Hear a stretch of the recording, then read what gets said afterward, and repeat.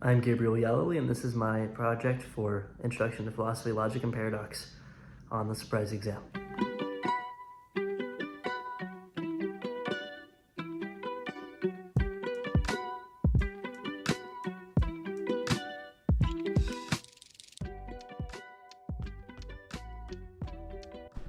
So, in order to explain the surprise exam paradox, we need to put ourselves into the situation itself.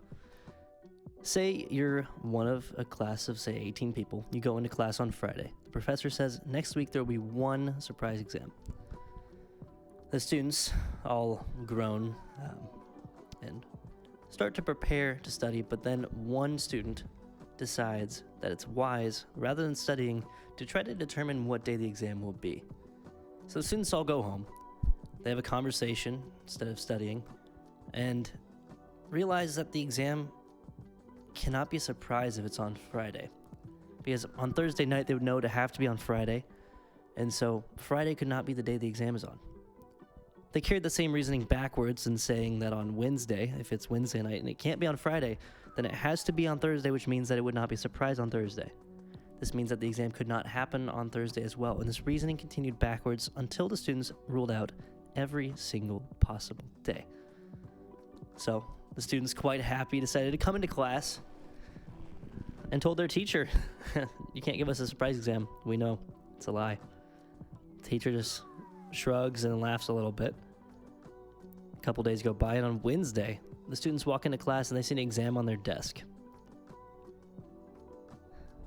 Most of them failed that exam because they did not study, but they all learned a valuable lesson. Or did they?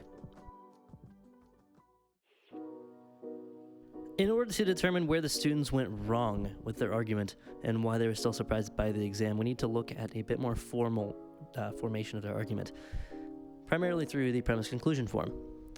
Premise 1 is that if the exam were on Friday, the students would know this on Thursday night, since it would be the only day left, and therefore it would not be a surprise. Premise 2 is that if the exam could not be given on Friday, then the same reasoning applies to Thursday. If it can't be on Thursday, the same reasoning applies to Wednesday, and so on for Tuesday and Monday. Because of this, the students come to the conclusion that no surprise exam can be given next week. So the students' reasoning and argument does seem valid, but it brings the conclusion that's not accurate. The exam is given on Wednesday, and it's not impossible to give a surprise exam. They were still surprised. So how is this possible? What does this make this puzzle? Well, this is exactly the reason why the surprise exam puzzle is a paradox.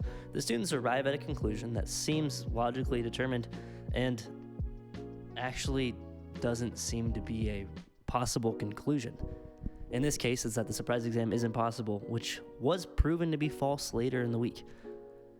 But the premises all did seem logical and real. So the truth is, though, that there's something has to be wrong in the argument. And it's very difficult to determine what it is, and that's why this paradox is so intriguing. This paradox doesn't have one answer that everyone agrees on. Philosophers frequently argue about this paradox still and have a few different outlooks on how it could possibly be solved. One of these being the fact that we don't have a proper definition of knowing. Do the students really know the exam can't be on Friday, or is it just an assumption? And is that assumption equal to knowing? Another potential solution could possibly be found in statistics. Using credences or personal probability, philosophers attempt to determine what days the exam could possibly be on. But it also leads to problems. You'd assume that you could make the probability of Friday be 0, but the problem is once you eliminate Friday, then you just have the 4 days left, with the same problem we had when Friday was still included. With most of the attempts to solve the paradox, you end up just recreating the problem altogether. No matter what, you're stuck. And that's exactly why the surprise exam paradox is still interesting today. Every step in the reasoning feels right, but the conclusion clearly is not. That tension between compelling logic and impossible results is exactly why the paradox is so fascinating.